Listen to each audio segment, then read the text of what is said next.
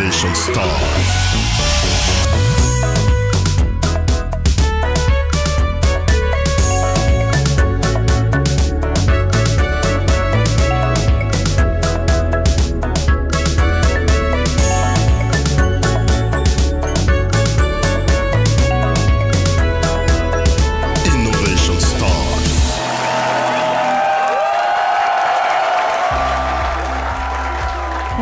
Merci, bienvenue à toutes et à tous dans Innovation Stars. Innovation Stars, des solutions pour gagner.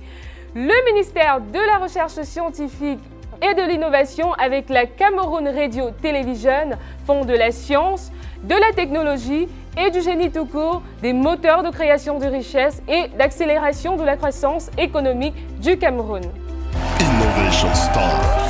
Innovation Stars, c'est votre rendez-vous pour renouer le lien entre la science et la société, faire connaître le système national de recherche et d'innovation et enfin célébrer les acteurs de la science et des solutions qu'ils apportent au quotidien. Innovation Stars.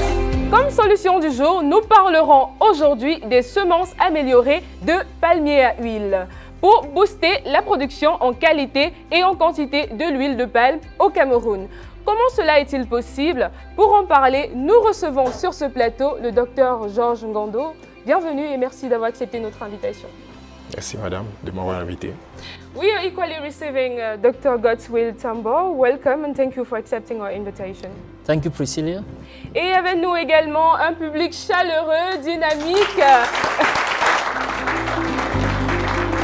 Avant d'entrer dans le vif du sujet, notons que la science camerounaise cultive son identité narrative. Et l'un des grands traceurs de ce récit épique n'est autre que le docteur Kamga Fondjo.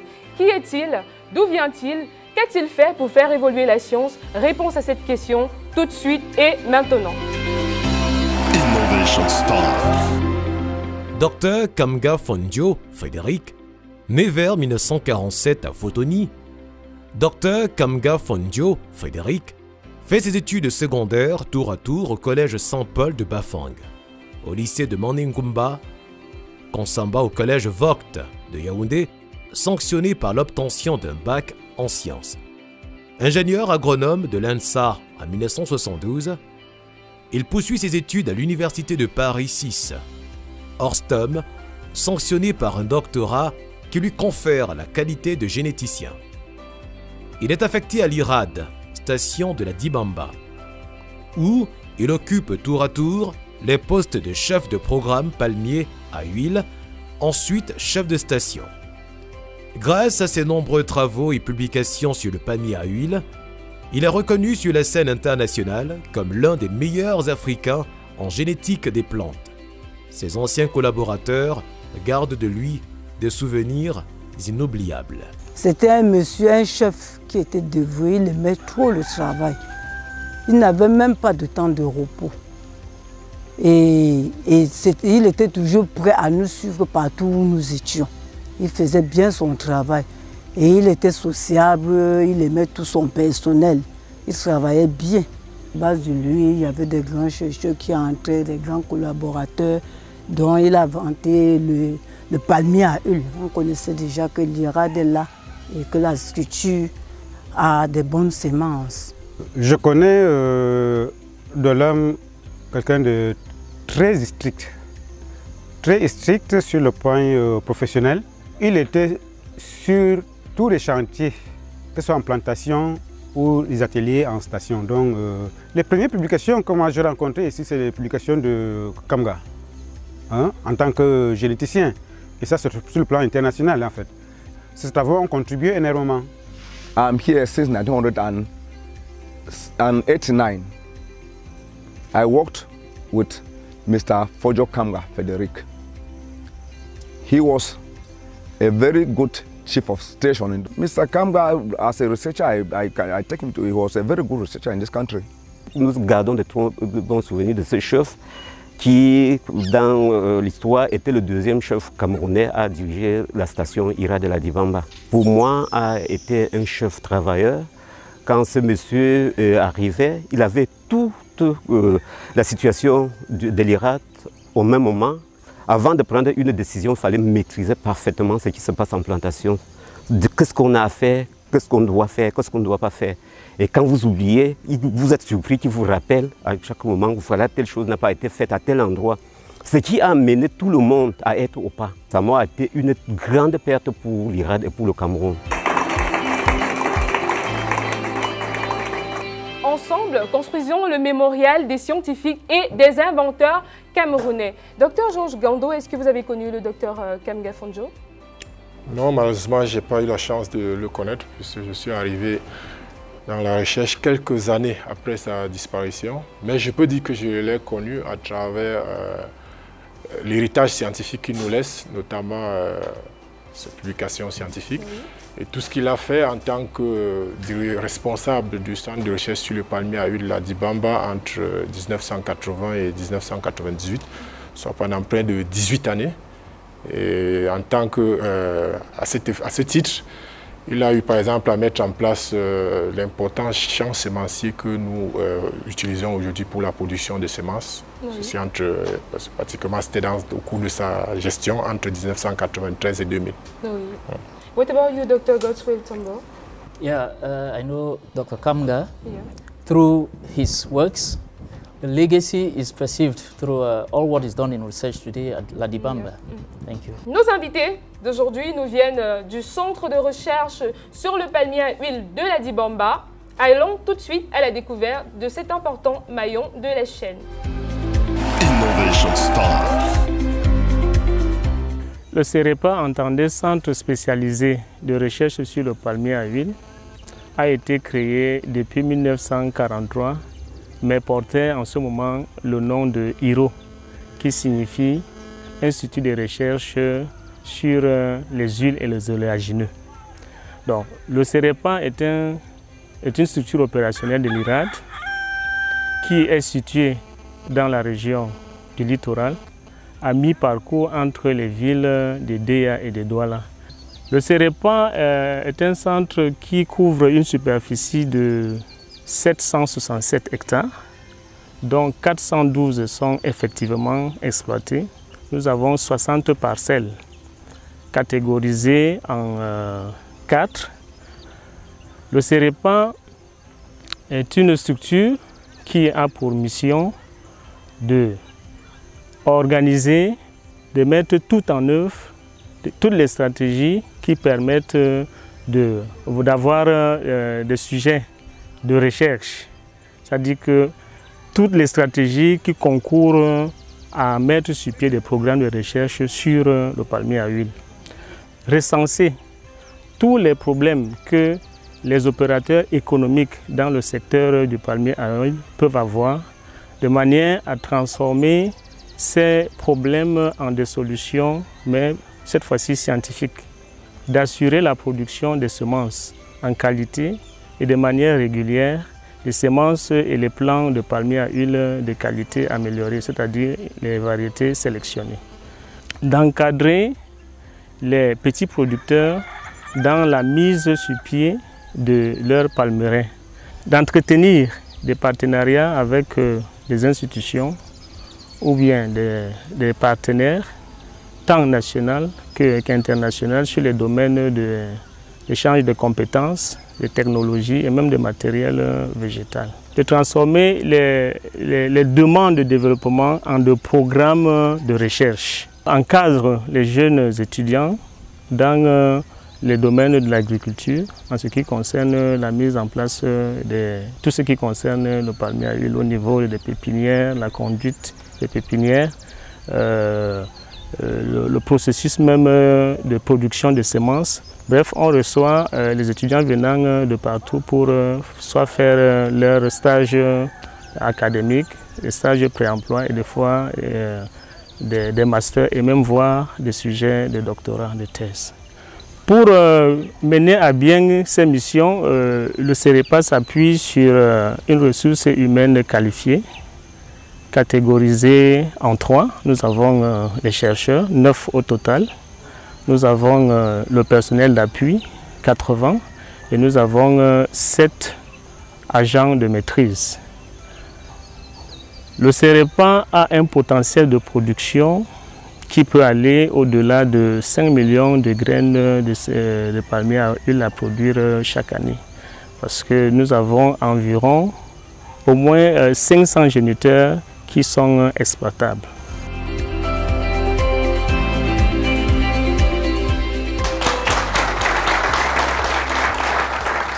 Le Seripa de la Dibamba était là l'une de nos cités de l'innovation.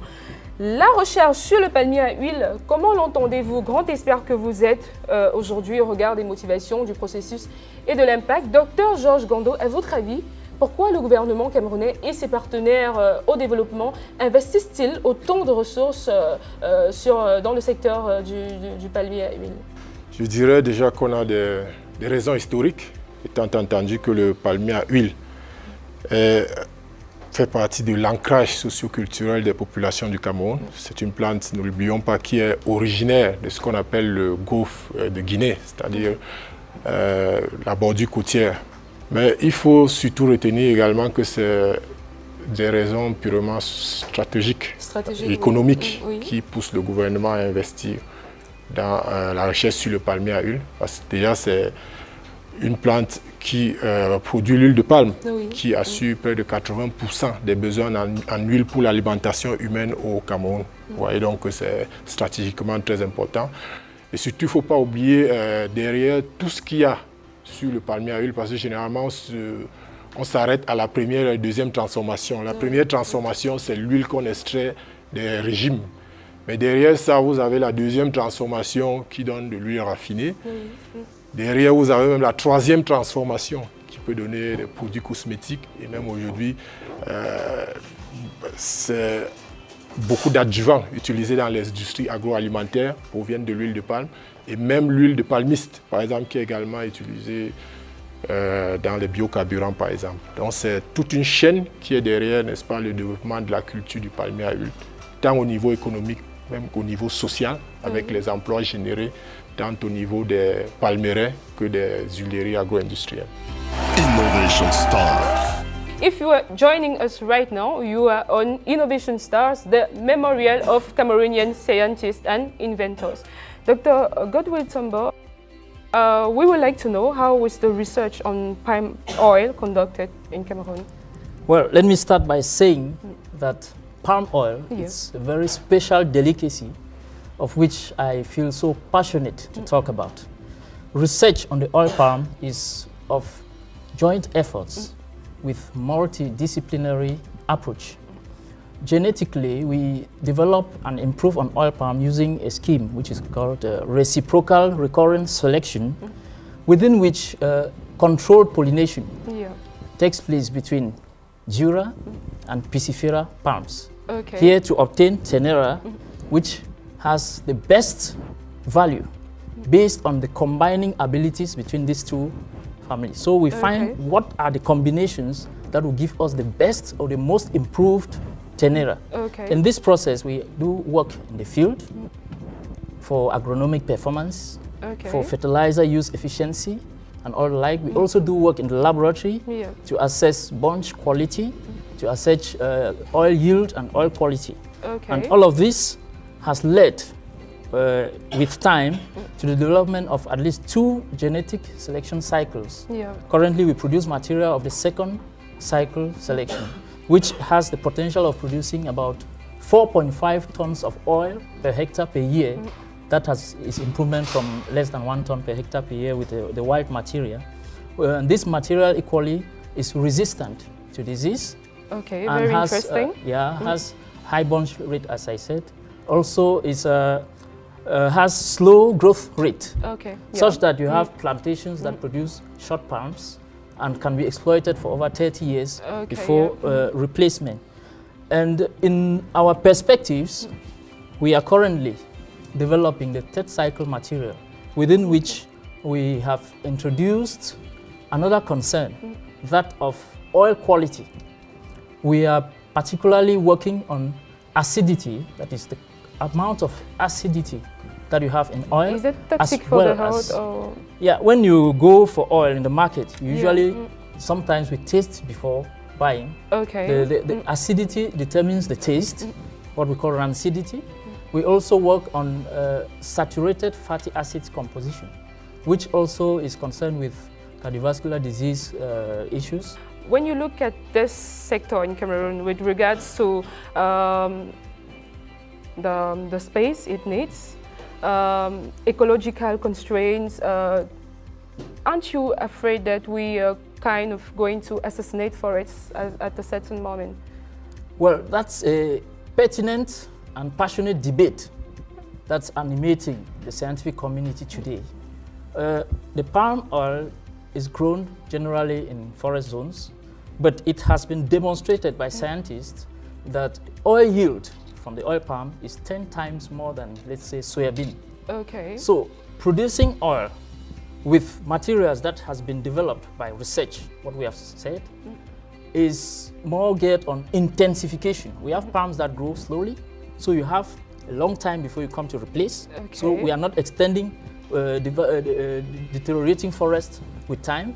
We have palms that are producing much oil per surface area, which means that the return on investment is high and motivating for us to stay on that spot. And these palms are on the same spot, sequestrating carbon for years, compared to other common oil-producing crops from elsewhere, which are grown on vast expanse of land for short periods of time with a lot of environmental destruction. You will note that the oil palm development is one of the rare crops whose production does not involve a lot of mechanization. How do you make sure that the final product is proper for consumption? Okay. We actually have the techniques at our disposal now to analyze oil to prove that this oil has this or this constituent, and that this constituent is detrimental to health or not. So our research is particularly concerned with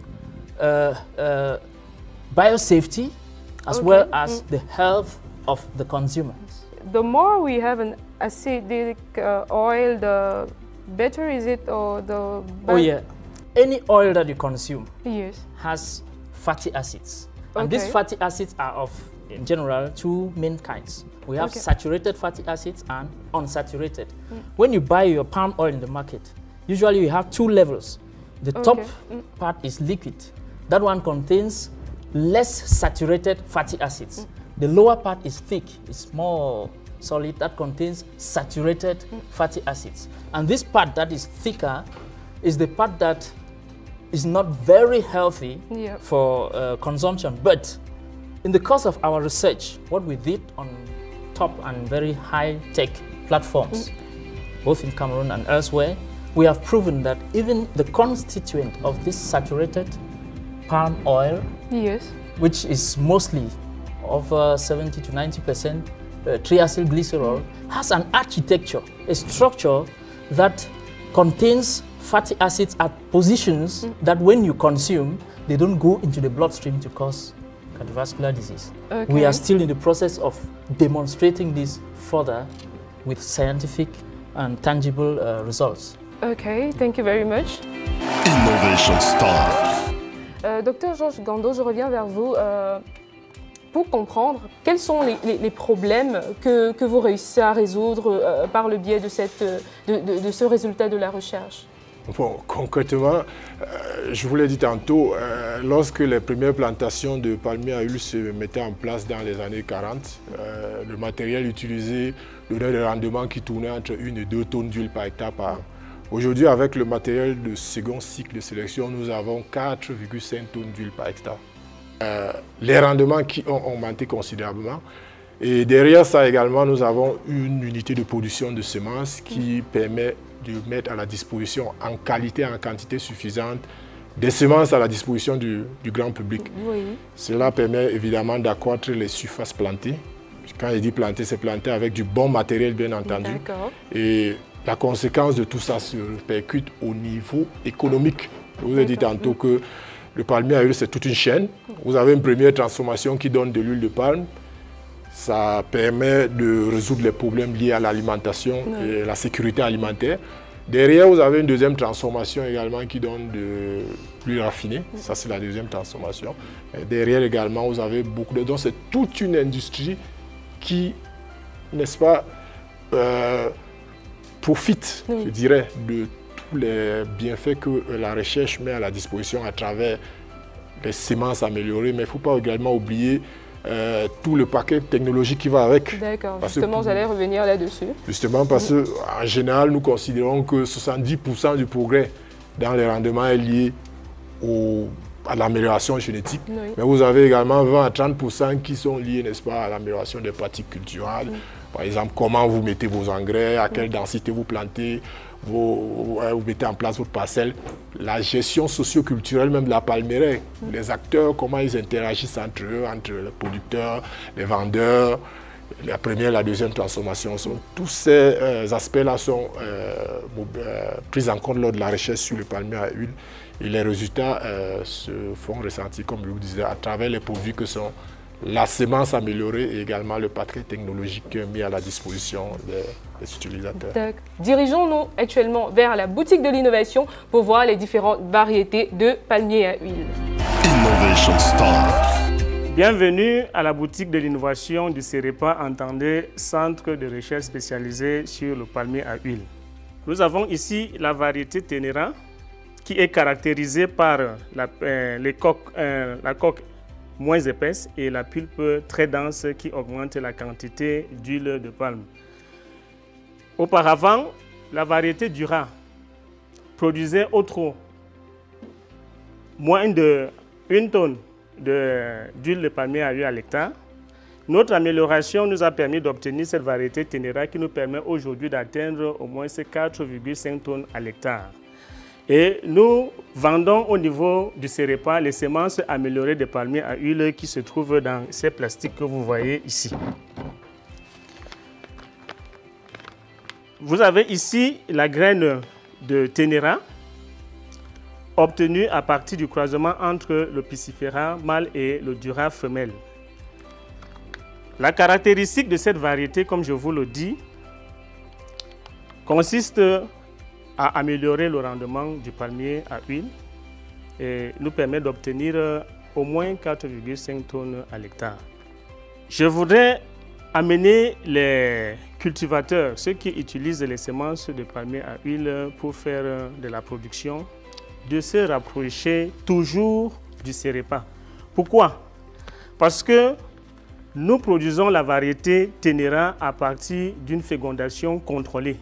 Ça veut dire que le pollen que nous apportons pour produire cette variété est contrôlé par des experts en la matière. Donc, vous avez ici une variété Tenera, mais qui se retrouve produite par la variété Dura. Donc, les gens se trompent sur le terrain parce que l'embryon qui est Tenera n'est que ce que vous voyez blanc. Mais le fruit que vous voyez devant vous est Dura. Alors, pour ne pas avoir de tout venant dans vos champs, il vaudrait mieux pour vous de vous rapprocher du CEREPA qui produit les semences de qualité. Alors, l'erreur que les gens commettent de fois, c'est que lorsqu'ils achètent cette variété Tenera, ils mettent dans leur champ, ça produit les régimes Tenera, ils ramassent de fois les plants qui sont issus de ces Tenera pour les vendre aux gens, pensant qu'ils obtiendront la même variété ou bien le même rendement sur le champ. Or, c'est là où les gens se retrouvent avec du tout venant dans leur champ. Qu'est-ce qu'on entend par tout venant? Tout venant, c'est que dans votre champ, vous allez trouver à la fois les Dura, qui ont un rendement réduit en huile, moins d'1 tonne. Vous aurez les Tenera, qui ont un bon rendement. Et vous aurez aussi les Piscifera dans votre champ, qui ne produisent presque pas, parce qu'ils sont des variétés abortives. Donc, si vous voulez faire dans du palmier à huile, le seul conseil que nous voulons vous adresser aujourd'hui, c'est de vous rapprocher auprès du CEREPA pour avoir la semence de qualité. Parce que dans la chaîne de production, tout commence par la qualité de la semence. Une fois les graines pré-germées, nous les mettons en pré-pépinière pour obtenir ce que nous appelons plantule au bout de 4 mois. Après les 4 mois, nous les transplantons dans des sachets de cette dimension où elles vont se développer pour atteindre cette taille au bout de 8 mois. Donc lorsque vous additionnez 4 mois plus 8 mois, vous avez les plantules et les plants d'environ 1 an. Vous pouvez mettre ces plantules en champ et vous aurez les mêmes résultats. Mais le problème, c'est qu'à cette taille, ces plantules sont sujettes aux rongeurs et peuvent facilement être détériorées. D'où attendre à voir les plants de cet âge pour les mettre en champ et pouvoir contourner ces rongeurs. En un mot, vous voulez les semences de qualité, rapprochez-vous du CEREPA qui produit les meilleures semences améliorées du palmier à huile au Cameroun. Je vous remercie. Innovation Star. Docteur Georges Gando, adressez-vous à nos nombreux téléspectateurs qui nous regardent en ce moment. Qu'est-ce que vous attendez précisément? Tout ce qui est fait au niveau de la recherche sur le palmier à huile, la finalité, c'est de mettre à la disposition de, que ce soit les industriels, que ce soit les particuliers, les produits de la recherche. Et moi, personnellement, je ne peux que les inciter à embrasser cette filière à travers notamment la mise en place, que ce soit des palmeraies, que ce soit des huileries, que ce soit même à travers la filière semences, la mise en place par exemple des pépinières. C'est tout un filon avec plusieurs, n'est-ce pas, maillons dans la chaîne qui peuvent intéresser tous les investisseurs potentiels. Donc moi, tout ce que je peux, à mon niveau, leur dire, c'est de massivement s'investir dans cette culture qui, si à tout le monde, que ce soit les retraités, je ne dirais même pas qu'il faut attendre la retraite. Commencez avant la retraite, parce que la retraite vous servira plutôt de rente.